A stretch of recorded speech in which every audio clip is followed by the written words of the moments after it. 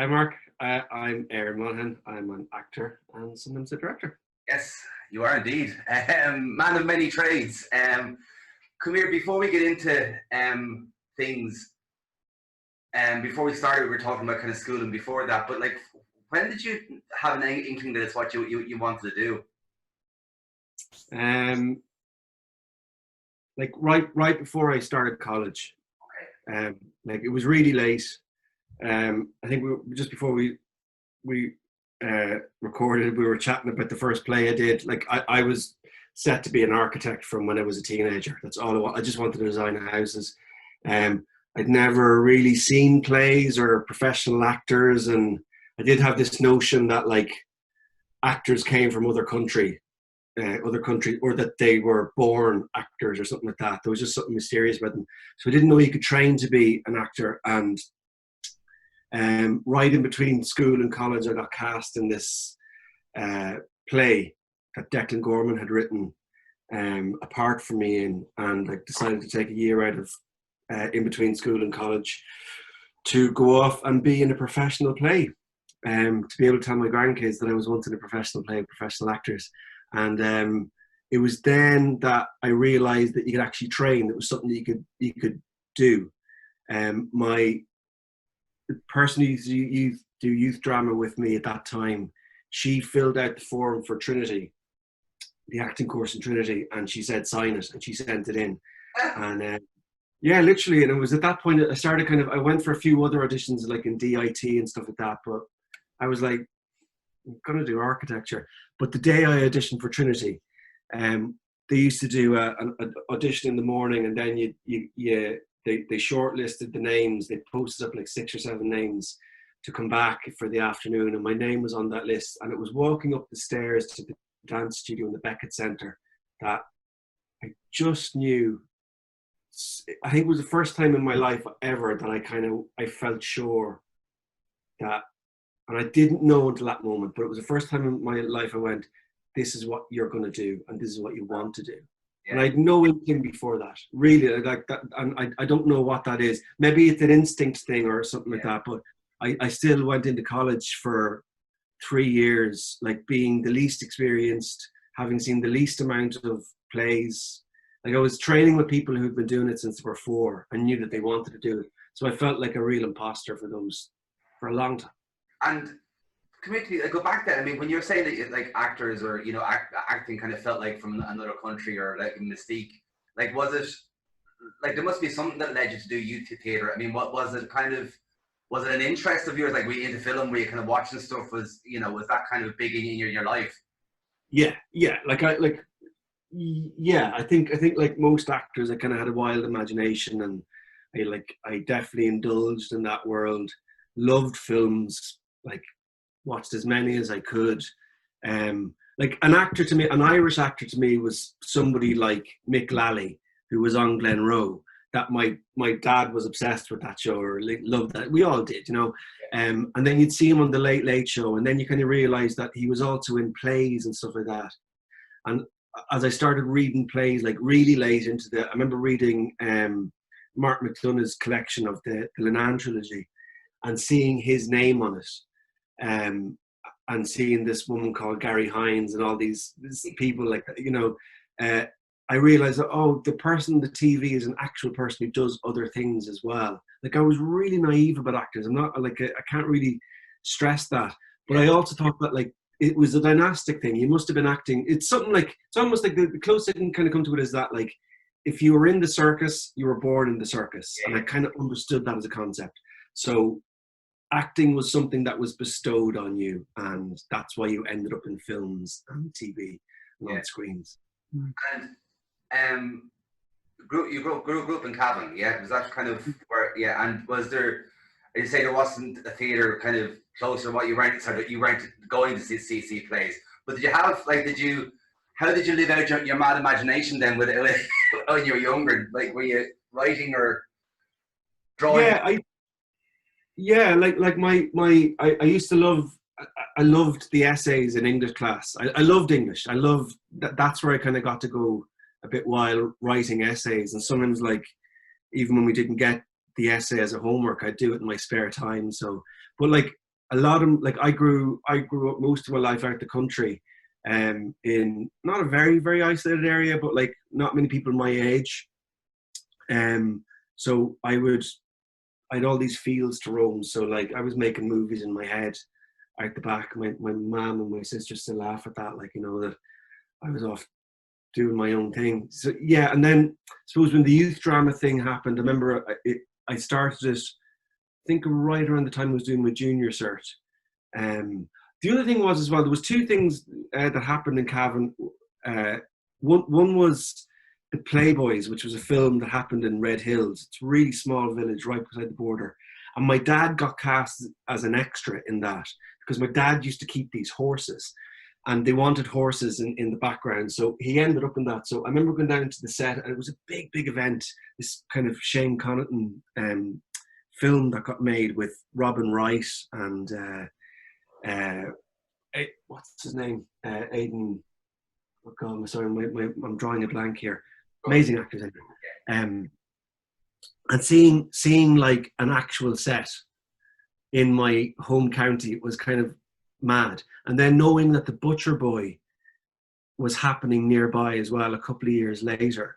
So I was kind of going, God, this world of film that like is in my imagination that kind of fuels me, is kind of suddenly it's actually in the real world there. And I remember there was an audition for the Butcher Boy near. It was in a hotel that I lived like near, and I didn't go to it. So when the opportunity to do youth drama happened a couple of weeks later, I went, I'm going to do it, and I did it. And as soon as I went, I just kind of went, this is brilliant. It's like having crack that you're having by yourself out in your own back garden, but with other people. So that was it.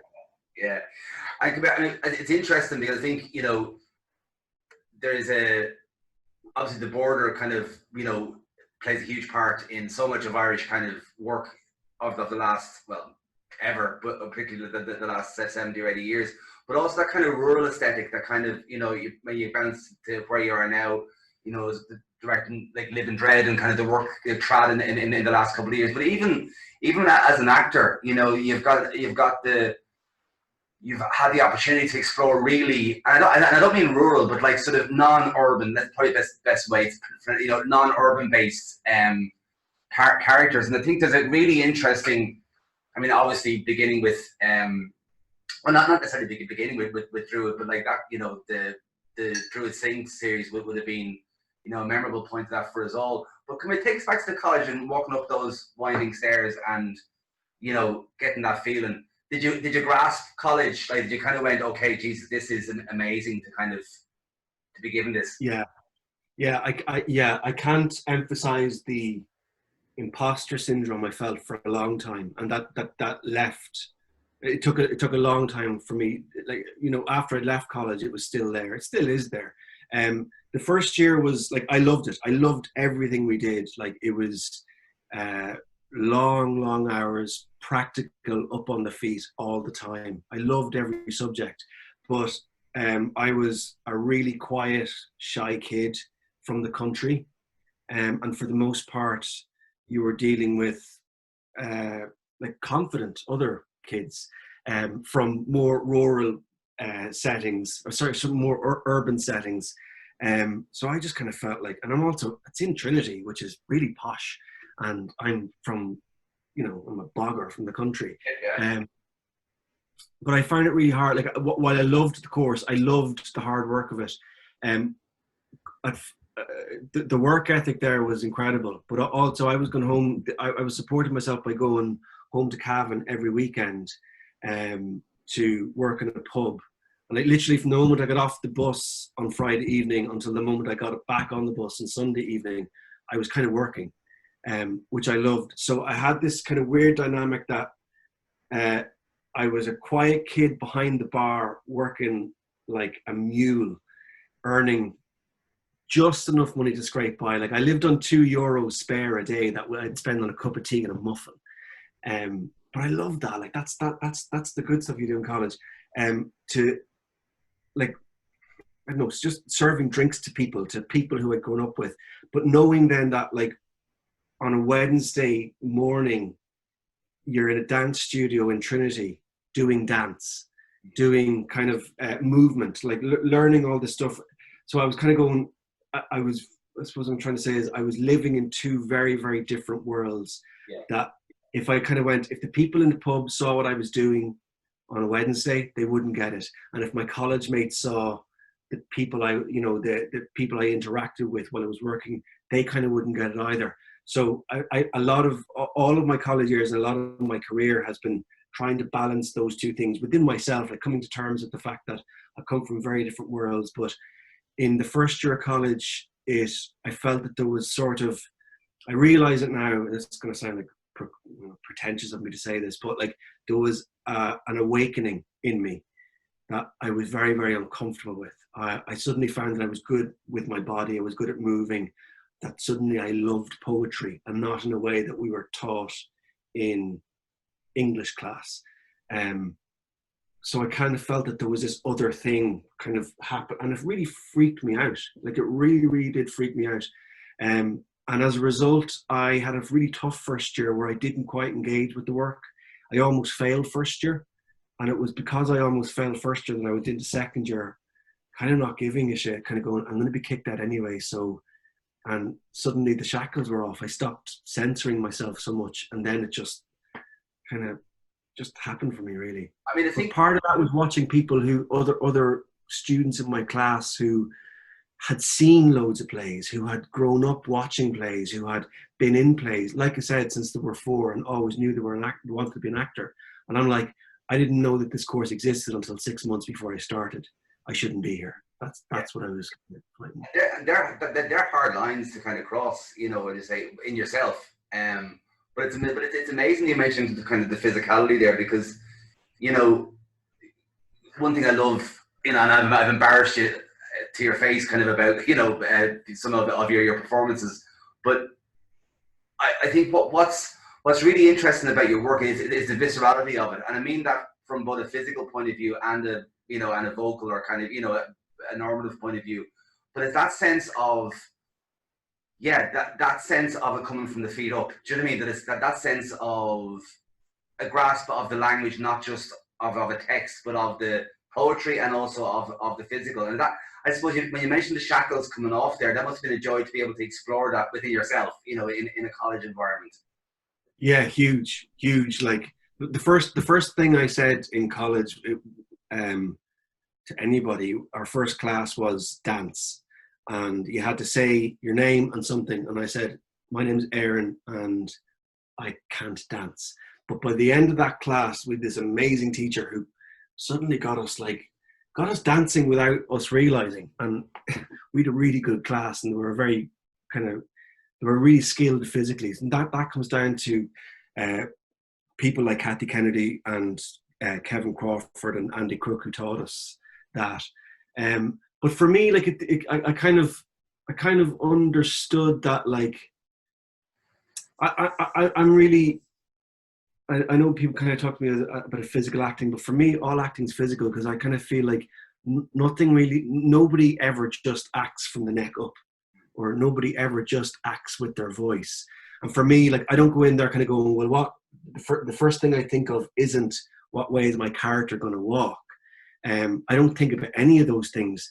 All of that stuff is just always a response. Like we always talk about it very much in Druid, but it's always a response to the text, to the rhythms of the text. Like what my body does is very unconscious at the start. So it very much comes from the costume. It very much comes from the rhythms of the text, from the sounds that you're hearing, and they just embody that. But like, I think probably comes from an environment as well, where as Cavan people, I think maybe as Aurora people, we don't use a large vocabulary. Maybe it's kind of coming from keeping things close to the chest. So a word like, a sentence like "ah now" can mean anything. You know, it's kind of, they have all these bovine sounds. Like someone says, "Did you see the thing happening down the road?" And you go, "Oh no." So there's so many ways to say that, and it's like Kavanagh says, it's the wink and elbow language. So I would see that growing up. Like I'd see men saying nothing but communicating all the time. I'd see it in the pub a lot when I was going home at the weekend. I'd see two men stand beside each other for entire night and say absolutely nothing to each other and be completely best friends. And they're communicating. They're just communicating with nods and winks and looks around at people. So, like, I think that's just very much part of my DNA. And I like, you know, before you can write a play, like, I just think, like, you don't need language a lot of the time. It's not that it's the most important thing, but, like, I think physicality is part of my DNA. But I think as well, I mean, you said that you're absolutely right. There's no actor that doesn't use their body, or there's no actor that kind of just. But I think what you described there between the journey between first and second year is interesting in the fact that in order to kind of do it, though, you have to let go of an awful lot of your own DNA or your own physicality or your own fear around that. You know, and I think I think that breeds that kind of visceral space where you're, and that's also a very vulnerable space to be in. You know, of not trying to put that armor on day one of a rehearsal or pre-rehearsals. You know what I mean? That's right. Yeah, that's right. And come here, and tell me then, what kind of college is finished? And that's obviously, you know, every actor that's spoken to on this, there's, I mean, some obviously, you know, have start working before they leave, or, you know, but every actor that kind of goes to college, no matter what happens, there's that moment of kind of walking out that door, and even from a routine point of view, going, okay, what happened for you? What was? This is gonna sound terrible, but I had the best distraction in the world at the time, because my dad was dying, so I wasn't concerned with that at all. We graduated in June, and he passed away in October, and I remember just kind of making, like, I stayed in Dublin for a little while and did some auditions, but I really didn't care. Like, I really didn't. So, and I ended up, like, I think in the August after I finished college, I just went home to look after him, or to kind of be around him, I suppose, and to help out. And there was certainly a sense of, like, yeah, there's this kind of hype that I'm sure every actor who comes out of college feels like you have to be auditioning, and you've only a short amount of time to make this impact on the scene. And I definitely felt that. And there was a sense of, as soon as I've graduated, I'm taking myself out of the running for all this stuff. I'm just concentrating on going home. And I had this sense of failure of, well, it's over before you start it, because you're never gonna. Like, there was no debate in my head. There was no. And then I suppose what happened is, like, Dad passed away. We had a really good time. Like, we got to know him, and we had a really kind of, as a family, we got to just spend a lot of kind of really lovely quality time with him. And then I got cast in Alone It Stands with John Breen, with, like, the perfect setup of people who kind of really eased me into the industry, and were incredibly encouraging. I got to play to my strengths as an actor, because I kind of felt like my skills as an actor at that time was doing very caricature stuff, lots of physical roles, and I got to do that. And I also got to, like, go away from home for 3 months and to tour around with these amazing people who had had a good foothold in the industry at that point. So they kept me on the straight and narrow, and they really looked out. I realized that they were looking after me a lot. And it was in the middle of doing Alone It Stands then that I got an audition to do a show in the Abbey, which was She Stoops to Conquer. Yeah. And I went from that into the Abbey, and that was kind of it. I mean, I think I remember that I remember that production. I mean, it was, you know, that again, I think there was an ideal part, as you speak, for someone like yourself, kind of in an emergent way, kind of hitting national stages, and, you know, particularly in something, you know, like She Stoops to Conquer and on the Abbey stage. But I think that must have been, I mean, I always think, you know, we've all been there, kind of stuff you read when you grow up, and you mentioned McLally, and kind of, you know, in reading Gary Hines and McLally in books, and reading about the Abbey, and you're on the stage, like, you know, these things can happen like a whirlwind. And kind of, did you get a sense of, like, were you able at that stage to live in the rehearsal room and kind of to be there and to realize and kind of to, you know, or was it just too fast? No, I think I'm very lucky in that I tend to get, like, utterly focused. Like, I walking into the Abbey on the first day was without doubt the most nerve-wracking thing I'd ever done, and you feel like you shouldn't be there. and the first person who greeted me was Anita Reeves. So like, what a more perfect person to meet you, who just like literally said, "You're my son," and like, it was just, I forgot everything after that. It was just what I'm lucky in that I'm kind of I'm a bit of a nerd that once I start looking at the work, I forget where I am. And so I realize afterwards now, I go, God, you're 22 years old with this like amazing and huge part. You should have been much more nervous than you were, but I wasn't. I was just kind of going, like, I was nervous, but I was just loving the work so much and just trying to do good work. So I can be, if I stop and think for a minute about where I am and what I'm doing, whether it's like in Cavan or New York, or if it's in front of a film camera that you kind of go, this is going to be seen by hundreds of people, or you're working with somebody who's very intimidating, I'd freeze. But something, I'm very lucky that just my brain just kind of goes, what are you trying to do? And I forget where I am then. So I think that's the greatest weapon.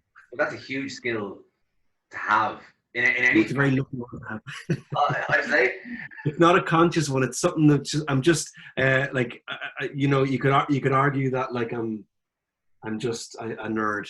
That's what you could argue. Well, I more think it's like I kind of flip that back to the young lad out the back garden, kind of making up films and having that kind of focus. You know that, to keep that is a great skill.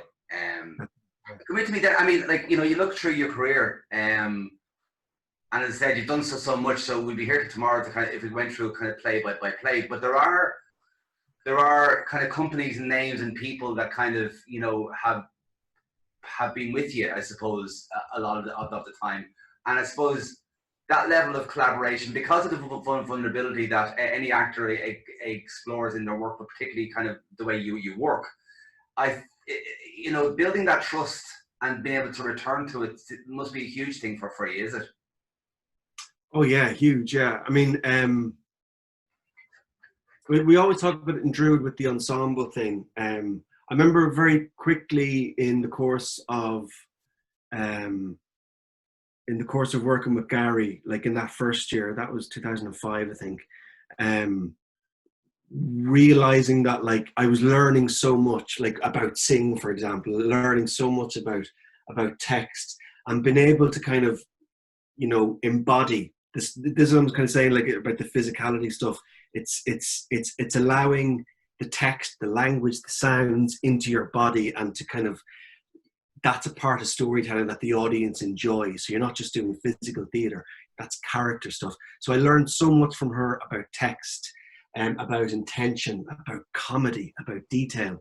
I found that she was kind of, and it suited me, I suppose. So I suddenly found that very quickly we had a language. I knew after a while, I knew what it was that she was looking for. So we had a shorthand, and you kind of, coming back to the same people, like with Marie Mullen and Eamon Morrissey and stuff like that, within that first couple of years, you realize that a shorthand is very, very good thing to have, especially when you're doing the big, you know, cycle plays, the big project plays, because so much of it is teamwork. It's literally the idea of ensemble. It's trusting that, like, you're not going to have enough time to rehearse. You're not going to have enough time but you just have to dive in, and you have to help each other out. It's kind of amazing to watch that, like, evolution, that relationship evolve over the years, like with someone with Marie, who, it kind of blows my mind now that, like, she was able to look after me so early, you know, and kind of see that I was this young pup, kind of with like just confused eyes, probably going around the place. And now she'll kind of come to some of us in the ensemble and kind of go, Marie needs to be looked after today. Marie needs to be, you know, because she's fretting about this massive role that she's taken on. So you just need to give her a pat on the back and tell her how fucking amazing she is, because nobody can touch her.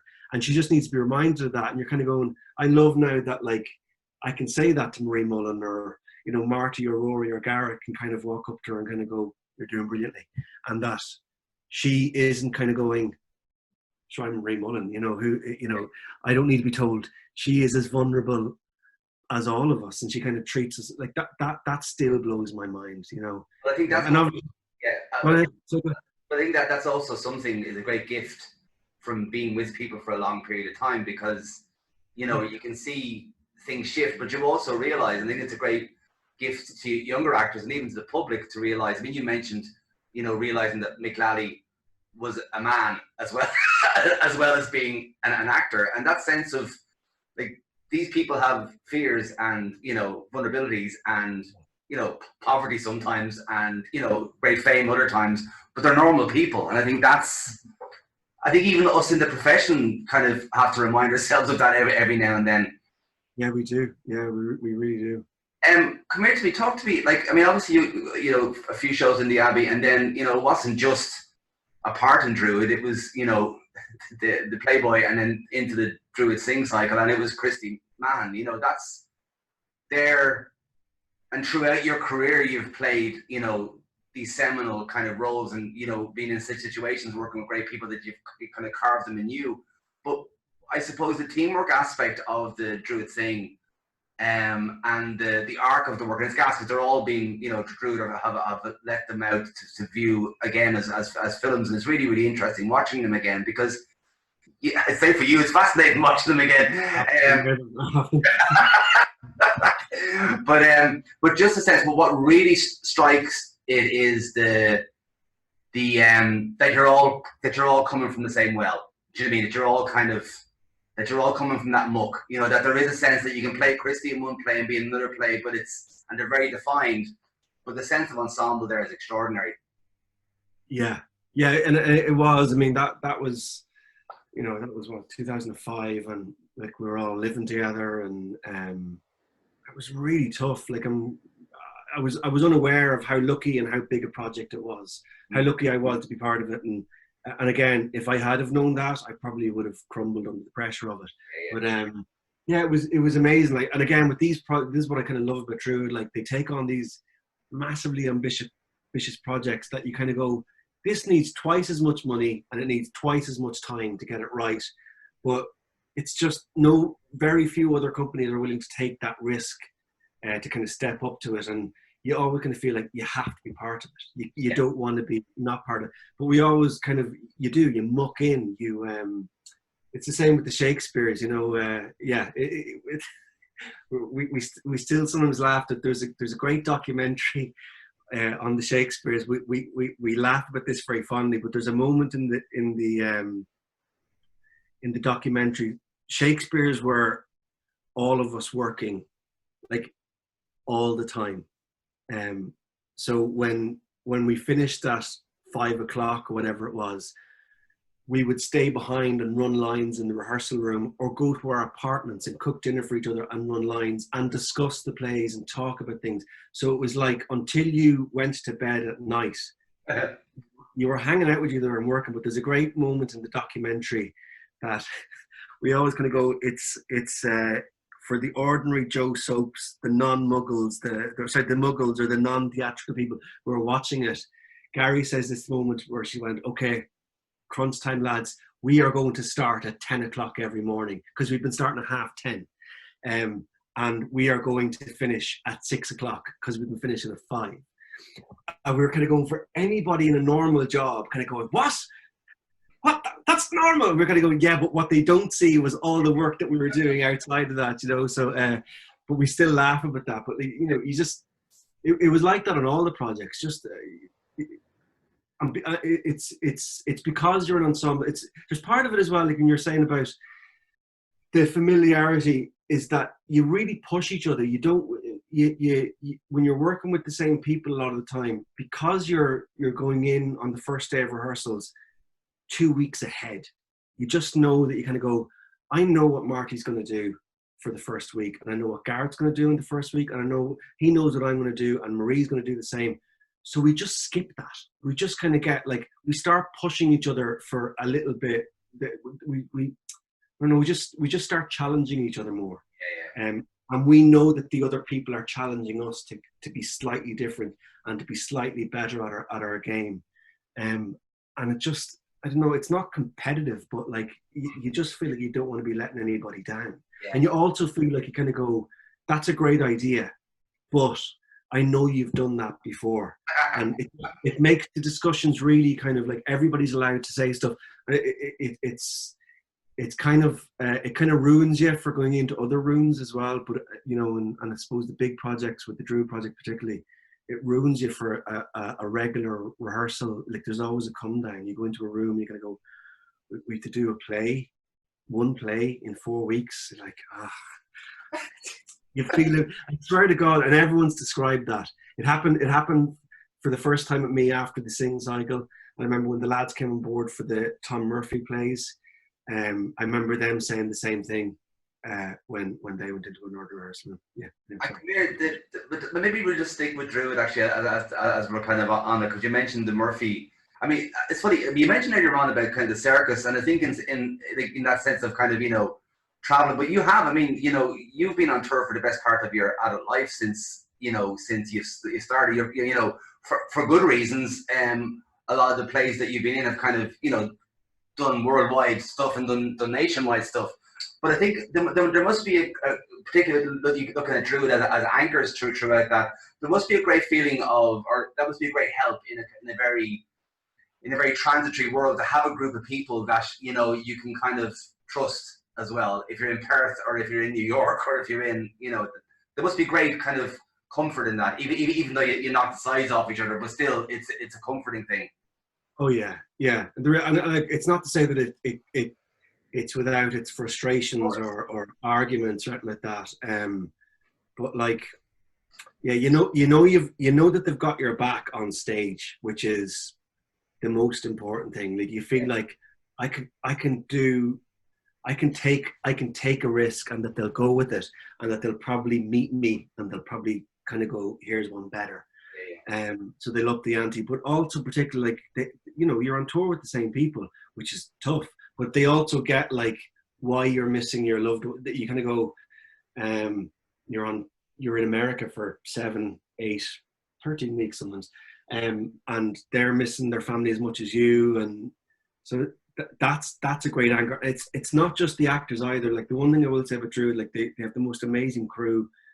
So it's the same. It's the Gus, Shannon, you know, Barry, all these lads. It really is a family, and I've never seen a crew that's as invested in making the show as best it can be. They're not just hanging lights and putting up the set, and that's part of it. You kind of sometimes you walk on set like, and you kind of go, these lads have put such effort and detail into it, and they're loved everywhere they go. They're given, like sometimes they go to America and the union rules are dropped for them because they're allowed certain privileges that other companies aren't.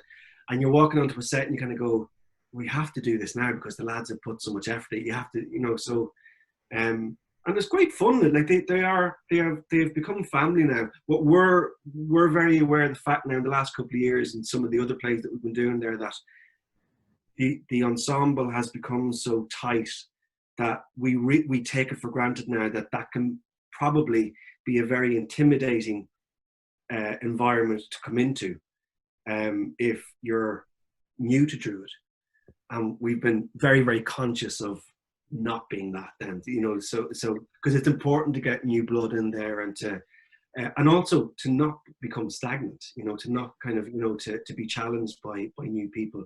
But we've realized that kind of going, actually that must have been tough for that person to kind of come into that room, and you know, we're all so pally with each other, and yeah, it's tough. And also, I mean, you mentioned Tom Murphy there, but just kind of thinking about chatting to you over the last couple of days, there's also I think what you, I could phrase this properly, but I think what you have a grasp on in a lot of the work that you've done is the way to deal with violence, and I don't necessarily mean that as in the explosion of it or the physical act of it, but the containment of it as well. So even like, you know, in the cripple of an Englishman, and you know, obviously in Tom Murphy, in Rich III, and in a lot of, you know, and I think there's, it goes back to the physicality, and it goes back actually for me to those two lads chatting at a bar or not chatting at a bar in Cavan about the real paranoia and fear that people feel standing in front of someone that's not giving anything while giving loads. Do you know what I mean? That sense of kind of keeping secrets, or the violence in secrets, or the violence in not knowing kind of, and I tried to kind of, like, I mean, yeah, that was very visible in Richard, where there was a whole lot of, you know, physicality and obviously a lot of text. But beyond that, you know, one really didn't know what the hell he was at. Yeah, yeah. Figure out, did he know what he was at, or was he struggling with something internally himself? And that was a very long question, but I just think there's something about that sort of guttural kind of violence in the Irish psyche that has popped up or been allowed to pop up in an awful lot of the work you've explored. Yeah, I remember seeing Whistle in the Dark in the Abbey in 2000, and like there are plays that like have a lasting impression on you, that truly do change you by seeing them. And I remember, like, I would have been in second year of college at that point, and I remember it was particularly, like, all of them, they were all extraordinarily amazing in it, but it was particularly Dom Wycherley in it, who, like, is a hero of mine. I think Dom's just an extraordinary actor, and a hero of mine. But like, I remember him playing Harry in Whistle in the Dark, and this latent violence. And I remember seeing that play. There's some plays that you walk into the theatre and you walk out of a completely different person. So the one thing I thought about, like, was that play could have been about my family. Now, my family aren't violent. They're not. Nobody lumps the head of each other. But I remember it was the first time that I went, oh, I recognize this world. So theatre is not just about Greek gods and Shakespeare and the type of plays that, you know, English plays that you might see in the Royal Court. When I saw Whistle in the Dark, I went, it was like kind of reading Martin McDonagh back in the day, where I went, these aren't the people that I recognize. They're not, like, I'm not from the west of Ireland, but there was something in the way that they spoke, their idioms and the syntax that I recognized could be similar to Cavan. And I went, oh, so theatre can be about me. And Whistle in the Dark was one that just, like, punched me in the back of the head and went, that's you, that's your life, that could be your family. And I also I also felt like it was an extraordinarily violent play. And yet when you when you read it and you break it down, very little violence happens. It's all latent, it's all underneath. So when we got to do the Murphys and Tom was in the room, I realized that it's not about necessarily violence, it's about hate. And I remember, like, it was the first play that Tom wrote on his own. And by the time we were rehearsing it, I think he had written it 50 years previous at that point. 50 years. And he was talking about certain things, and he talked about, there's a famous kind of, well, I suppose it's a story, but he was saying that he was writing with his feet up on the range. And he had gotten so into it, he'd gotten so distracted that two things had happened. He was so angry that he ground his teeth into a powder, his back teeth. He was grinding his teeth trying to get this out. And he was writing with his feet up on the range and got so into it and got so distracted that he didn't realize that his feet were burning. So, and I was watching him describe this thing. I was, hearing him talk about moments where, say, the teacher lifts up the hair on one of the kids to check for head lice. And I could still see the anger and the sense of injustice that Tom Murphy felt 50 years later. I remember kind of going, I recognized this, and I went, it's not violence, it's anger. It's sometimes it's hate.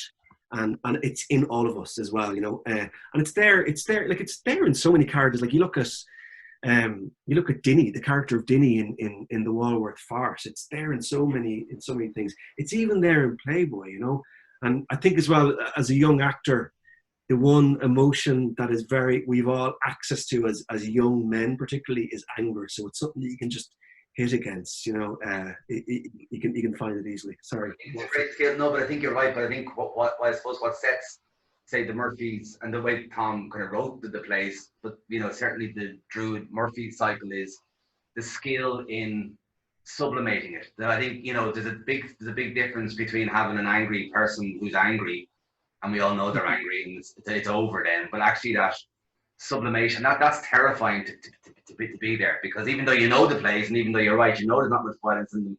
Geez, that was a very uncomfortable watch. You know, for a punter. And even if you know the play, you're kind of going, have they done a new version of this? Is this going to fucking, is this going to take off in a big way now? Are we all screwed?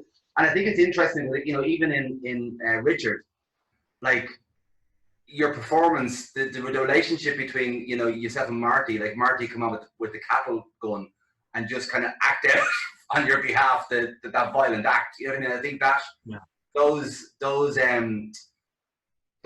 kind of relationships were kind of key. Just go back a second, because I think there's, before we get to Richard, I mean, one of the things you mentioned about kind of stillness and Cavan and shyness and kind of growing up and your focus. I mean, the setup for you in Waiting for Godot, being present on stage for what must have been a very long time in some places. That's, I just think that's a very brave thing, particularly, in that play, but also from an actor's point of view, to be able to allow yourself that time to calm your mind, particularly when you're not in control of how long the audience take to get in. Was that difficult? I mean, in relation to what came after? It was initially, and then it became a gift. I remember, we did that. We did that when we came back to it the second time. And I remember always kind of going, there's something about, like, how do you start that play? Because it starts with him on the stone, and you wanted to avoid the actor's footsteps of him moving on. So I remember suggesting it to Gary kind of in the rehearsal the second time, like as a throwaway thing. And then we just went with it. But we were doing it in, like, we're doing it in the Abbey, and it is kind of, you just have to go to a very quiet place and not hear people in the audience kind of go, oh, the set's lovely. Oh, I see him. And Marty Raisman. I believe we're in this as well. So you have to, like, zoom all that out, because that's the stuff that, like, just pulls your mind out of the play, But I found it, like, it's kind of, it was a brilliant meditation. And we've incorporated now into a few different plays as well, where it seems to be a running joke now with me and Druid plays, because we've done it in the last couple with not Epiphany, but we did it with Shelter, and we did it with, obviously, Godot, and we did it with Richard III initially as well, and we did it with the Cherry Orchard. But it is a lovely way to start a play then, because I started kind of going, I just might dwell on a line of the play, or even just do that thing, that, like, the basic acting thing.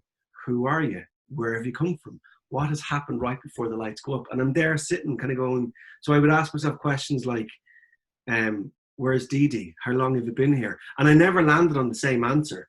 And so depending on, like, that's all kind of sensory stuff that kind of fills your body and your feelings and stuff like that.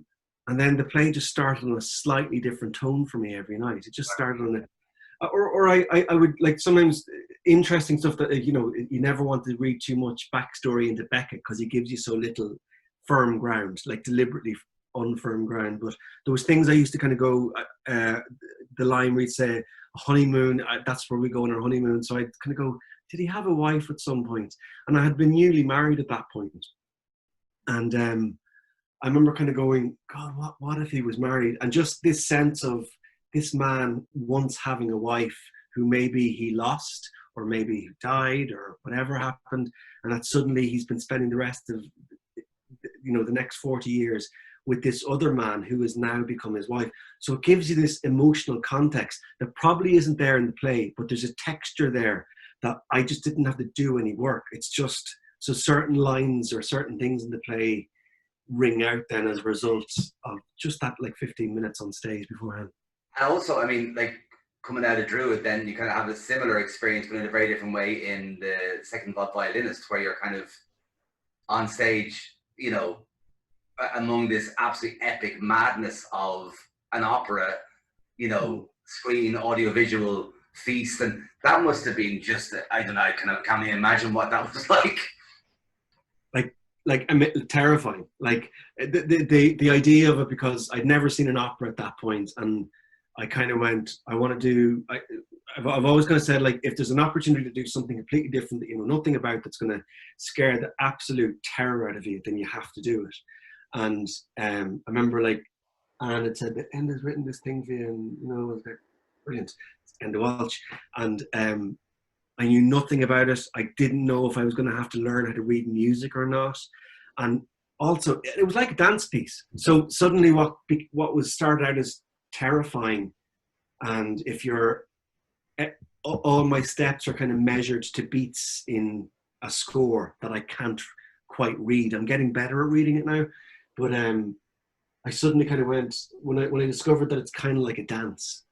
It kind of became really expressive for me, and it was kind of brilliant working with Enda because it was almost like he rewrote it in the middle of it because he'd written it and he was directing it, and then halfway through it was like he took a couple of days to kind of really make sense of it for I think himself, but certainly for all of us.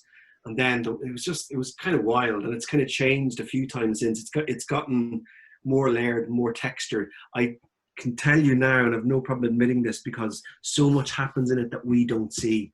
Like both the singers and the orchestra, and even the team themselves, they are doing things that we all don't see. So kind of go, what do you do when I'm doing that?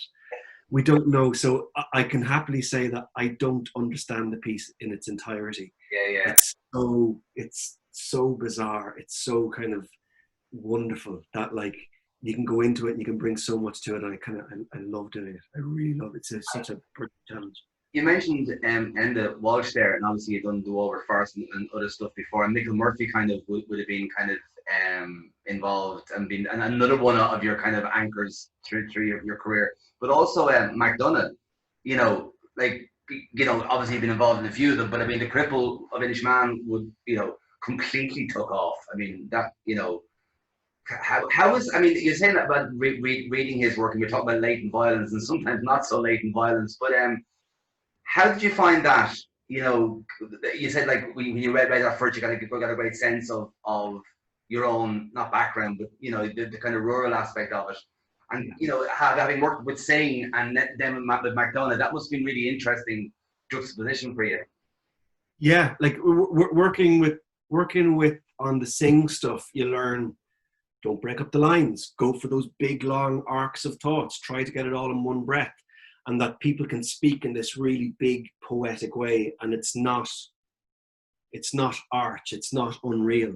So that was a great tool to bring into McDonagh. But you have to remember as well that they're a million miles apart. Like one's a very sort of natural. I think McDonagh, he does a brilliant thing. Like he makes machines. If you look at the Beauty Queen of Lannan, it's so perfectly constructed. When you hear the audience getting it, he's done it perfectly, and yet it defies so many law. I think anyway, this is my contention, that he defies so many laws of playwriting. You look at that first scene of Beauty Queen of Lannan, and if you were kind of saying, right, you have to get to the plot really quickly, let the audience know. There's no plot as far as I can see in that first scene. It's two women talking to each other. The plot happens, when it does happen, it happens really quickly. It's when the guy comes in the second scene and says, oh, by the way, this thing's happening, you're going to have to do this. And he does it all in the space of a page. Yeah. Do you know what I mean? So he defies it, but he writes these perfectly constructed machines that you just have to marvel at. And what I love about Martin's stuff when I was working, the thing, not that I learned, but it certainly solidified it for me, was that he would fight with you over where you were placing the full stop or the comma, or how you were making the word ha sound, which is great training for when you come to somebody like Tom Murphy. Yeah. But like I remember kind of going like, no, I didn't need any more lessons in how to respect the art of playwriting, but Martin certainly solidified it for me. He was like, no, you'd almost going to say it's a 2-second beat there and a 1-second beat, and that's where the laugh is. I learned that early on with like good writers, like good people who know their plays. Like I remember John Breen kind of saying, he taught me a really good lesson when we were doing Lone Stands. He used to watch the show every 2 weeks as a director, and he'd give you notes every 2 weeks, and it was directed within an inch of its life. And there was one point where he didn't see it for 3, and we had gotten all these kind of very, very small, subtle, really funny gags in, and the show had gotten 10 minutes longer. And instead of, like, the audience were laughing at all this, but they weren't standing at the end.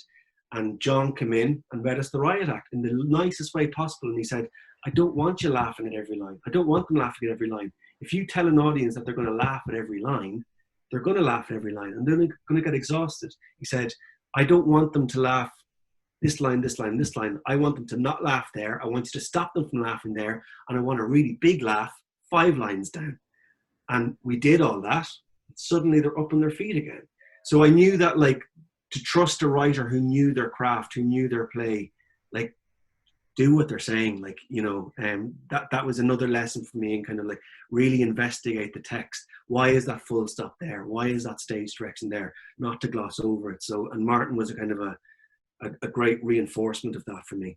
And then on the other hand, you have the wildness of and the Walsh's brain, you know, and I mean, I think it's funny. Is that about kind of trying to kind of find a logical structure for yourself through that? You know, that's very, in some ways, not very different, but I mean, they're constructed in a very different way, let's say. Yeah, I would nearly argue and say that Enda, there's a perceived wildness to it. I think I think it's structured a lot more. The words that he has put one word next to another, they're put there a lot more methodically than anybody would give him credit for. What I loved, what I'm loving about Enda and Michael Murphy's journey, like, I'm really fascinated by that. Michael did stuff to Enda's plays, like he kind of he put a lot of texture and subtext. So it was kind of fascinating to watch the drafts of Walworth Farce change before we got into rehearsal, you know, because we did some workshops on it as well. And over the course of it, and to watch Enda and he worked together so brilliantly. And then they went on to do incredible stuff. And what I love about Enda's journey now is that, like, Enda was writing plays that were, I think, a lot about words. They were about, you know, how people speak.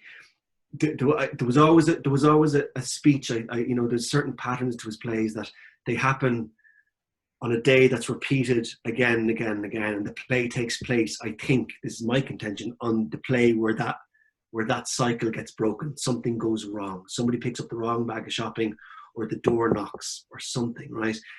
But there's always a character or some characters who are speaking another world into existence by using words. Like in Penelope, it's kind of brilliant. There's a brilliant speech where he says, I imagine this world, I imagine this. And he creates this, you know, all these characters create the idea of love just by speaking.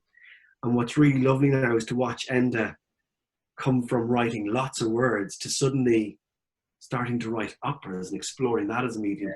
And he's now written a character, like, for, you know, with the second violinist, who's completely silent, you know, who's kind of so it's a fascinating journey, you know. And I've loved watching Mr. Man and, like, plays that I'm not involved in, and Ballyturk. I'm kind of going, I don't understand Ballyturk as much as some people seem to, but I remember kind of going, I remember kind of going, that's an artist who is now finding an expression within himself, you know, like a real genuine expression. So it's really fascinating. I keep on going through that journey that he's gone in his head, and I hope people are writing pieces about that, because there's so much said about it. I agree, and I think particularly to say in the last kind of, say, 10 years, when, you know, and the people that he's working with, and, you know, the type of work it's gone into the music, you know, to Bowie and Once, and, you know, and all that sort of stuff, but it's also that kind of installationary pieces that he's doing, you know, and so yeah, no, I think you're absolutely right. Come here. I mean, the way you speak there, you know, it's no surprise that directing kind of has been, and, you know, has become more of a thing for you in the last time. Is that something? I mean, I know it's not just recently. You've directed from way back, but in more recent years, it seems to be something that you've kind of grabbed with both hands, and when you've kind of not had time to do it, when you've been able to carve out time to do it, it's become very important to you. Is that be right? That's spot on. That's exactly right. Yeah.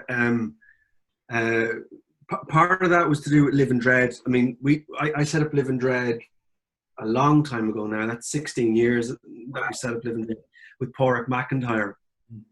And, like, I was working in the Abbey a lot at that point, so I had very little involvement other than asking actor friends to be in a play with my company and kind of setting the standards of the stuff that we wanted to do, the type of work. But like what was really important to me was to set up a company. I was doing like I'd spent 2 years in the Abbey, almost 2 years in the Abbey over the course of the centenary year as well, which was kind of fascinating. But like every matinee on a Saturday, I would be meeting people from Cavan who would come up to see the show. And I was kind of going, it blew my mind. It was amazing to do that. But there was also always a little part of me kind of going, they shouldn't have to. They shouldn't have to leave their home county to do that.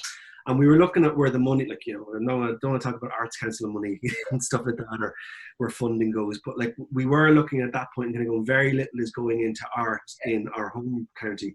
So that was a huge part of it. So I was really happy to kind of just be part of the running of the company and knowing that plays were happening that I had kind of a minimal involvement with. And then I suppose concurrent to that, like as an actor, sometimes you sign up to a play that you kind of go, I want it to be this, and then you suddenly decide that a lot of decisions are made for you, or the play is kind of going down the pan. That can be very, I suppose, stifling for you artistically.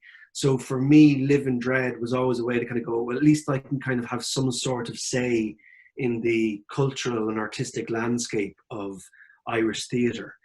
Even if I'm not on the stage doing it. So it kind of felt like I had a say in a way that sometimes artists or actors don't.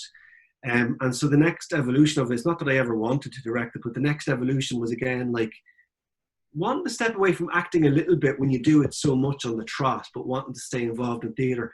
A huge part of it is just the challenge, kind of going, I know nothing about directing, but like, I remember being offered the first play I was offered to direct. I was like, yeah, I'm definitely going to do it because I just happened to be a little bit jaded, a little bit, having done a lot of acting roles back to back. And I was like, that's perfect. I get to kind of go in and challenge myself. And then it's not a million miles apart from a million miles away from what I do anyway. It's still the same skills about communicating a story.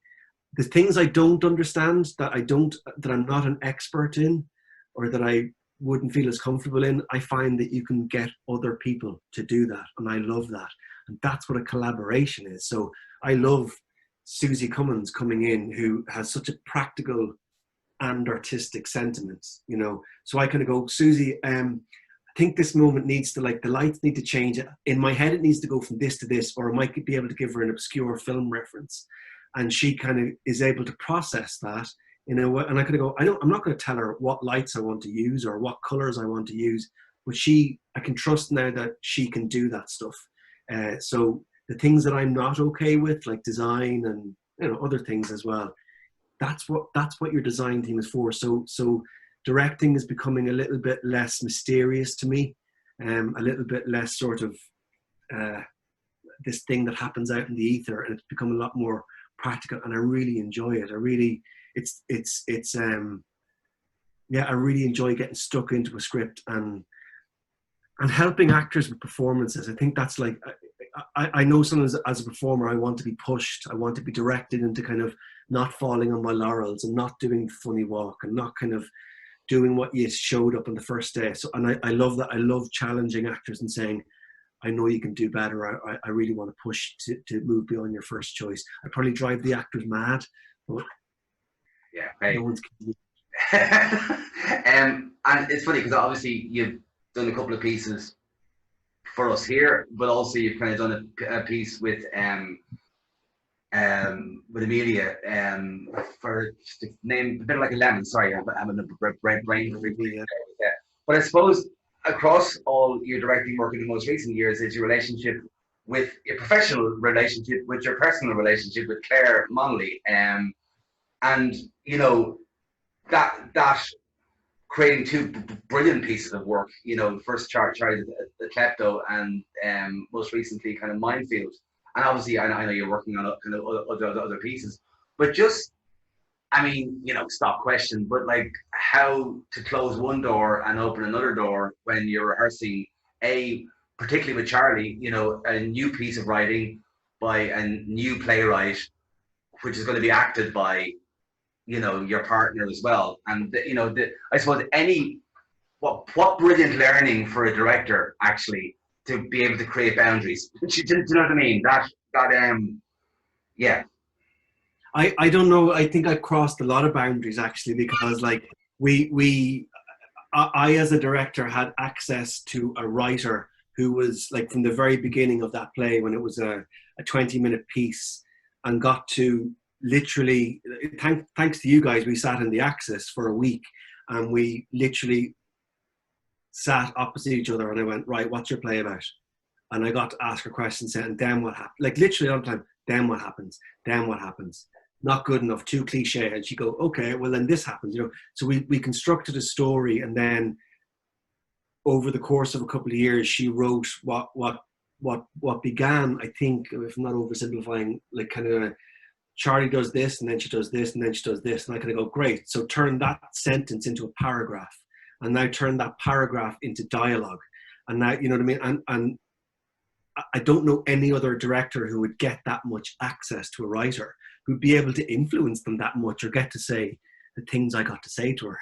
And as well, like I really did put, like, it's a bizarre one, because you're kind of going, I want Claire to be amazing in this play, and I want the play to be amazing because she's my wife, and I don't want her to seem vulnerable out there. So I think I was really hard on her. I think Claire would probably say that herself. Like I was a lot. I don't mean to say I was nasty or bullyish or anything like that, but like I didn't let anything slide.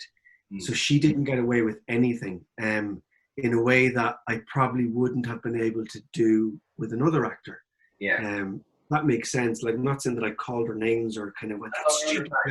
Yeah. But it's just kind of pushing someone a bit further than you may have done. And again, that's kind of pushing somebody because, you know, you're so attached to them, you love them so much, and you want to see them do absolutely the best thing.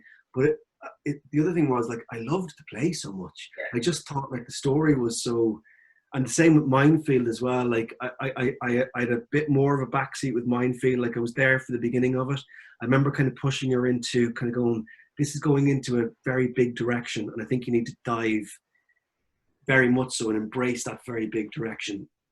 And she went off and kind of worked on herself and with a dramaturg for a while, and then brought it back, and we kind of we reworked it again and kind of got to make the play a little bit more like what the production could be. But by the end of it, I really believed in the things that she was saying. I was really proud of that production, because I think it provoked a lot of people. Both of those plays that I got to make with Claire, I felt really proud of, and it was one of those rare things. I remember feeling with the Walworth farce, the first time you put on a new play, you kind of go, I don't know if people are going to get this. I don't know, but I also don't care, because I remember saying to Michael Murphy on the open night, kind of going, I don't care if people don't get it. I don't care if people don't like it. I'm so proud of this. I'm so proud to be part of it. And I felt the same with Claire's thing. Thankfully, people got it. And then talk about, you know, Living Dread and Trad, you know, and again that play, you know, kind of captures that thread as well of exploration, you know, for you. And like, I suppose was that a kind of, now you're into a room where it's an existing play, it's kind of your own company, but it's a whole new, different thing than working with kind of new scripts, and you know that. So was that a different vibe for you completely as a director? Yeah, it was, because it was also the first time I had directed a play that was funded. So I had produced plays with Live and Dread that was funded, but it was the first time when you're kind of going, right, these are real professional actors, not for the first time, but they're being paid by my company. And it was also a play that I loved. And you know the way you kind of go, you don't want to touch something that you love in case you break it. So yeah, I did. I felt very vulnerable, and the only thing I knew how to do was to kind of do what I knew how to do, which was explore the play, the text word by word, and trust in your collaborators, trust in your actors and your designers, and Mark, who had written the play as well, for guidance, and just try and, I don't know, corral all that into something that was meaningful. I just knew I loved the play. It was when I took over as artistic director of Live and Dread, they said, well, what would you like to do? And it was the top of my list, because it was like, I'd been waiting for somebody to do that play again, because I loved it so much when I first saw it, and I'd read it every year. So I was like, yeah, that's what we're going to do. I really wanted to do it. Yeah, and come here then. Alongside all this, practically speaking, I don't know where you find the time, but alongside all this, you have a kind of a burgeoning and actually, a growing and getting ahead of steam film and television career in a very different medium. Do you know what I mean? And I think that's, some of the viscerality or whatever that you can kind of, or the diving in, you can go there on stage is a bit kind of in a restricted way. It's a deep dive internally, I suppose, a lot of the time in the kind of audiovisual media.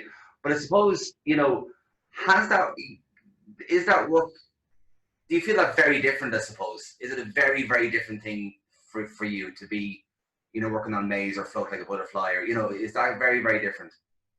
I mean, yes and no. I mean, yeah, I think they're essentially the same.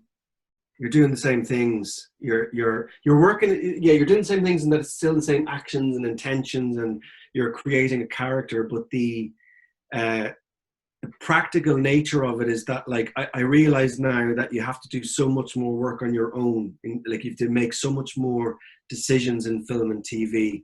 There's very, very rarely a rehearsal process, and the director isn't going to come to you and say, "Do you know what? You've got that character completely wrong. We need to do this." Very often they're kind of going, "You're playing it like that, grand. Okay, can we move that light over here?" Do you know what I mean? So, like, and I've had directors come up to me in theatre and say, "Yeah, you're going down completely the wrong path, in rehearsals. So you need to explore this, you need to explore that." You don't really get that so much. So you, and part, I think early on in my career, I didn't really have a lot of respect for the art of making film or TV. And part of it, like, I think I feel justified in saying it, that, like, I would see people, how do you say it, like, kind of blagging it. I would see people, like, you kind of film and TV, you get picked up by somebody. I would see people getting literally dragged out of bed with a hangover, driven. Somebody gets them their breakfast. They get put into hair and makeup. They stand in front of a camera and they do nothing, and then they get shepherded home again. You're kind of going. So I'd be like busting my ass in theatre, kind of going, do this night after night, and I have to do all these, like, warm-ups, and I have to do, like, learn lines for the next play, and it didn't seem like work to me. So I came at this thing kind of going, film and TV, it's a bit of a kind of a blaggers, and I think I'm not wrong about that in some sense, but I was really wrong about it. I realize now that you have to do some, and I love the practical nature of it. To kind of, I will say now that I didn't understand the art of it as much as I do now, and I have a lot more respect for it. I really do love it now. I really do. I enjoy the medium a lot more as well, but I enjoy the idea of going onto a set and knowing that you have, like, a long day. Like, we did a film in Cavan last year, which was, it was one of those experiences that, like, it was a seminal thing for me. It came at exactly the right time, where I'd been really, really fed up of theatre. I've been fed up of the job of being an actor. I've been fed up with the job of being an artist. And this was without doubt one of the biggest challenges, like, physically, mentally, everything. This film should never have gotten made. And just the sheer efforts and the lengths everyone went to, and the sheer crack and camaraderie of doing something, especially in my hometown, was just magic. It made me realize how lucky I am to be an artist, to be an actor. And I came back to it. So, like, there's been a few points in my career I'm kind of going, I don't want to do this anymore. And then something like that comes along at the right time. But, like, going on and kind of knowing that you've onto set, knowing that you've, like, 16 really tough scenes to do, or 16 really easy things to do. It's kind of brilliant. There's so much variety in it that it suits me. It's good crack, And did that film you made last year, is that the one that's about to come out now? Is that? Yeah, it was announced. It's in the Galway Film Flab this year. We got announced last. We can talk about it now. Redemption of a Rogue. Yeah, so it's in the Film Flab this year. Yeah. Haven't seen it. But we'll see. And actually, on that, do you watch yourself? No, that's why I'm terrified. I know it's something that you have to do, and sometimes I can. I've gotten better at watching, like, rushes, and I'm okay with going to a a monitor after a take and watching stuff now to improve the next take. But yeah, no, it's still something I will watch it. I'll watch it like that. Come in to me. I won't keep much longer, but I'm just interested in, say, you know, you said I think it has, you know, over the last kind of couple of years, film, and you've been appearing in a lot of really, really quality work, and it kind of seems to be a different path, not a different path, but a kind of a parallel path emerging there. But and then there's the directing, and then obviously there's the acting, and I suppose as a career, is it hard for you to kind of, and now they're in a kind of state of hiatus with the kind of, you know, the situation, for anyone that finds the internet in kind of 10 years time, and hopefully we're kind of out of this, but we're in the kind of emergence, or the first emergence from the COVID thing, COVID pandemic. Like, is it hard to kind of juggle those pieces, or are you very clear instinctually on what you want to do next? I don't think it's hard. No to both of those questions, I suppose. The one thing I'm kind of clear on now, and I've learned this lesson a few times, is that do what it is that makes you happy. Like, I don't ever want to do a play to pay the rent or a film to pay the rent anymore, because I've been in enough film sets and I've been in enough like rehearsal rooms where I felt miserable, and that can just tear your soul apart, and leads you to kind of saying, I don't want to do this anymore. So I don't have a clear path lined out for myself. I'd love to. I don't think it's possible, but I just kind of go, whatever comes next. Like, if it's a play or a film, if I think it's a challenge, if I think it's scary, if I think it's going to be good people involved, if I think it's going to be good crack, and that's it. Like, and again, it always comes down to the work. It'll come down to the film or the play, and hopefully not having to rely too much on paying the bills. Really, you know. There's so much good work out there, and there still is good work coming in there, that I don't think we're going to be. I don't think we're going to have to make too many hard choices. Yeah, you know. I think. And last question, or not last question, but kind of what I'd like to kind of bring this to is, you know, over the last your career, you kind of, you know, you work with Druid and you work with the Abbey, and kind of, you know, there've been, like, jokingly, it's the two national theatres on either side of the country. But then the joining of those, say, in the past few years, and particularly, you know, Richard, that obviously, you know, an extraordinary play. But I mean, I remember in college as a young lad trying to, you know, dream of being an actor as well. That part was the part, you know, and it was kind of, you'd be obsessed with looking back at everyone's previous kind of, you know, incarnations of it. But I just think to have the Druid ensemble, after having gone through the Murphy Shakespeare Sings and, you know, and Beckett, that was just an extraordinary production. And but I suppose for you, I'd imagine a hugely difficult, physical, and, you know, acting challenge to kind of make that part live in you. If that makes sense. Yeah. It was, but like, it's like anything. If you're loving it, it's not work. I mean, I wanted to play that part since I first read it in first year in college. So, and as you say, like, the Abbey is kind of where I started out, and that feels like, I can't really describe how much I love that building and how much I love working there. It's like, it's a very, very special place. And it's a very important place to me. And then kind of going on to find another home in Druid, and, you know, finding a family there with your collaborators, as you're saying, that was extraordinarily special. But one of the one of the lovely things about that for me was we were doing it.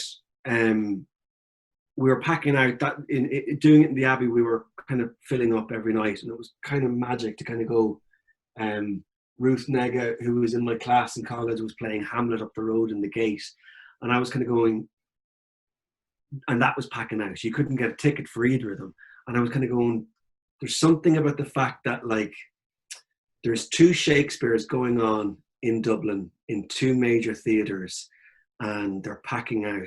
That was a bit special to me. It's like the canon hasn't gone away. You know, these well-established, you know, great plays, there still is a place for them. And like, there's been so much debate I've had about this with people in the last couple of years. That was a special moment. So yeah, I didn't feel the toil of it. I remember a couple of times, yeah, I felt the exhaustion of it, no doubt. And like, there was a lot of physio and a lot of pain and all that stuff. But like, you kind of going to get to play Richard III you get into play, like, I've had a few of those moments over the course of my career where, like, I said this after the Murphys as well, that if somebody put a gun to your head and said, retire, could I go, cool, I've done what I wanted to do. So how bad is that? Like, I'm the luckiest guy in the world. I think every play kind of affects you in some way, and you carry bits around.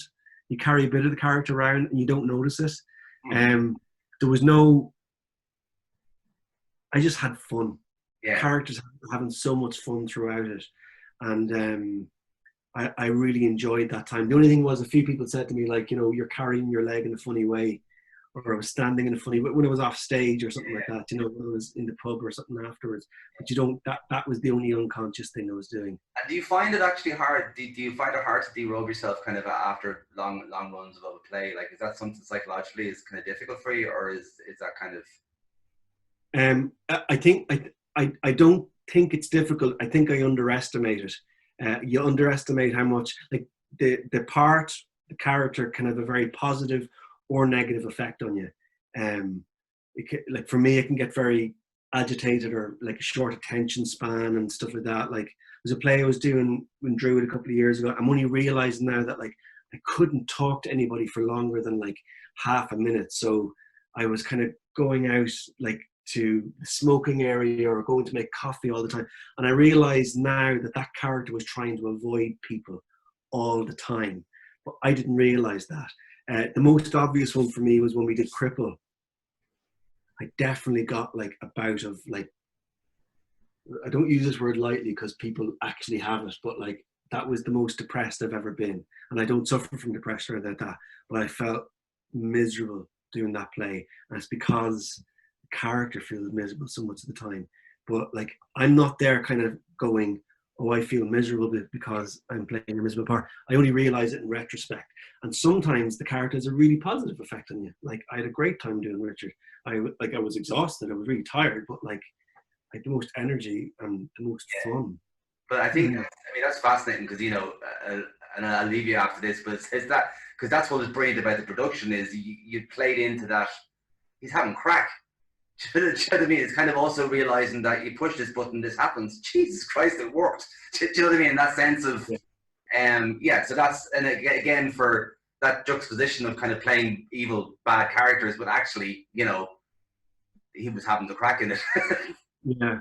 I remember for a long time I was kind of going, I think Shakespeare is clever enough to be subversive, certainly in all his plays. And he was writing he was writing a propaganda play.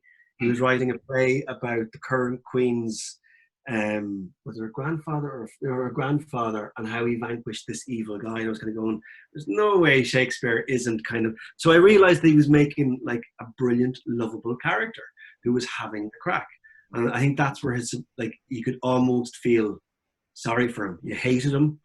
I kind of want to remember talking to Gary saying that the journey should be for us to aim that, like, we should love this character. We should love him so much that when he starts turning on that horrible stuff in the fourth act where he starts killing people left, right, and center, you should go, oh, I've backed the wrong horse, and make them really feel that repulsion for having done that. And I was kind of going, and if we're really playing our cards right, if at all possible, you should feel sorry for him at the end. I don't know if we ever achieved that, but like, when he is doing that thing at the end where he's like, I'm on my own. Maybe something. So. Come here. Yeah, well, no, you did. Aaron, come here. Thanks a million for taking the time to kind of take part in this. It's been an absolute joy. I'm looking forward to having a couple with you when we can, we hopefully can all be released into the wild again. But yeah, thanks a million. And cheers. I'll talk to you soon. Such a pleasure. Thanks a million, Mark. No worries.